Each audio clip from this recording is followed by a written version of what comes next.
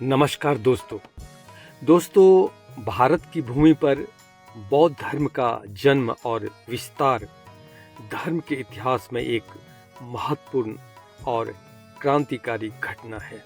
भारत में जन्म लेकर यह धर्म भारत तक ही सीमित नहीं रहा, बल्कि लंका, बर्मा, तिब्बत, चीन, जापान, जावा, सुमात्रा, चंपा, शाम, Thailand, Cambodia, Indonesia, Malaysia, Korea और मंगोलिया को पार करते हुए मध्य एशिया तक फैल गया। यह धर्म जहाँ भी गया वहाँ के धार्मिक और बौद्धिक जगत में नई दृष्टि, नई सोच और नई ऊर्जा लेकर गया।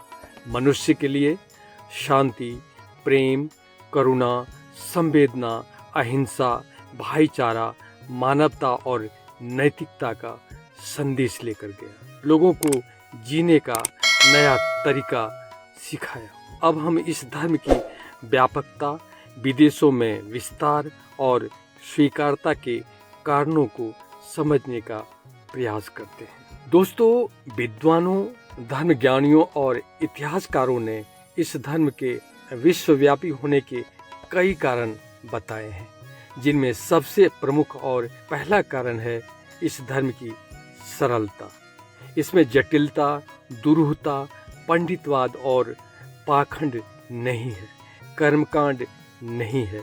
इसमें निरर्थक नियम और विधि विधान नहीं है। महात्मा बुद्ध की जीवन संबंधी दार्शनिकता साधारण नियमों पर आधारित है। इस धर्म को इस तरह सहज बनाया गया है कि साधारण व्यक्ति भी इसे आसानी से समझ सकता है। इस पर आचरण करने के लिए धन और पुरोहितों की आवश्यकता नहीं है। भ्रांति और अंधविश्वास नहीं है। बुद्ध ने निरपेक्ष भाईचारे को जन्म दिया। फलतः विदेशों में बड़े पैमाने पर लोगों ने इसे स्वीकार किया। इससे भारत को अन्य देशों से संबंध स्थापित करने में भी बड़ी सहायता मिली। दूसरा कारण, साधारण और आसान भाषा। महात्मा बुद्ध ने पाली भाषा में अपना पहला उपदेश दिया था, जिससे जनसाधारण व्यक्ति भी उसे समझ सकते थे। बौद्ध ग्रंथ भी पाली भाषा में लिखे गए। आसान भाषा ने इस धर्म को आंदोलन का रूप दे दिया, इसे जन जन तक पहुंचा दिया। तीसरा कारण, मानवता की गरिमा। बौद्ध धर्म मानवतावादी धर्म है। इसमें मानव को गरिमा, सम्मान प्राप्त है। इस धर्म का दरवाजा बिना किसी भेदभाव के सबके लिए खुले हैं। कोई भी व्यक्ति इस धर्म को अपना सकता है, बराबरी और सम्मान पूर्वक इस पर आचरण कर सकता है।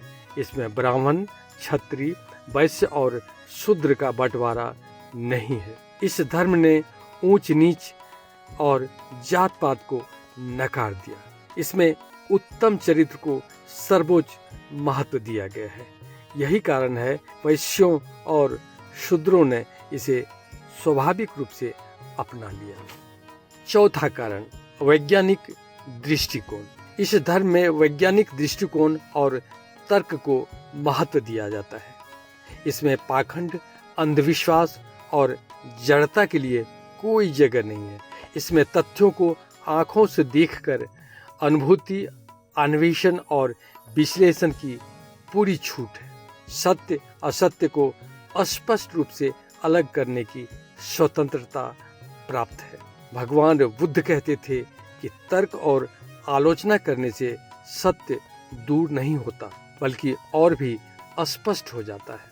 हर किसी को इस धर्म का अन्वेषण और परीक्षण करने का पूर्ण अधिकार है। इसमें सबसे अच्छी और बड़ी बात यह है कि यह धर्म अपने सिद्धांत को अंतिम नहीं मानता। इसमें व्यक्ति अपने नए विचारों का योगदान दे सकता है। ऐसे में इस धर्म को व्यापक रूप ले लेना स्वाभाविक था।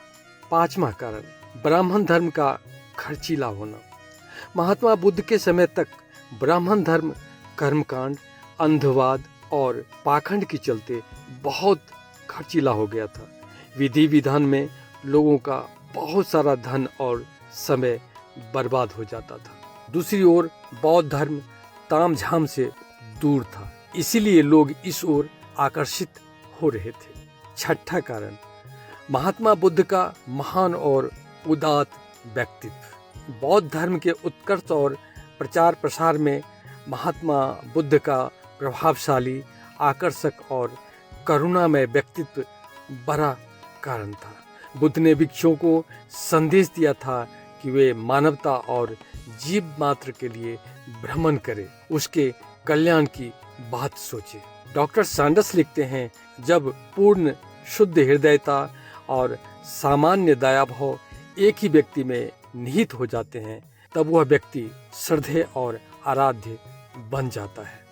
बौद्ध धर्म और इसके उद्देश्य इसकी सफलता का मुख्य कारण था। भय और संस्कारों से मुक्ति पाने वाले इसके प्रवर्तक की पवित्रता और नैतिक आचार की उच्चता इतनी श्रेष्ठ थी कि इसने लोगों के मन और मस्तिष्क पर जादू सा असर कर दिया।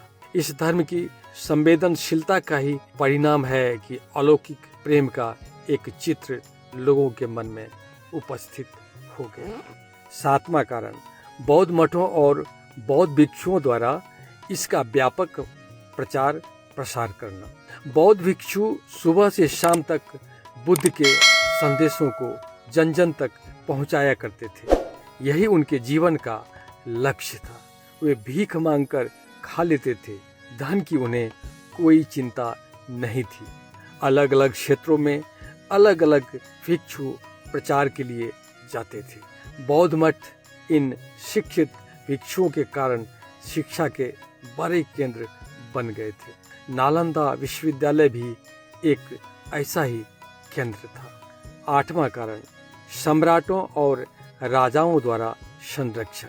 भारत के सम्राट और राजाओं द्वारा इस धर्म को संरक्षण देने और प्रचार प्रसार में सहयोग देने के कारण भी यह धर्म व्यापक रूप से फैला।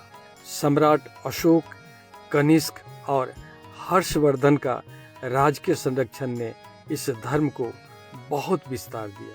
उन्होंने इस धर्म के प्रचार में अपनी सारी शक्ति लगा दी थी। इस तरह यह धर्म दुनिया के बड़े भागों में अपना प्रभाव स्थापित करने में सफल हो गया।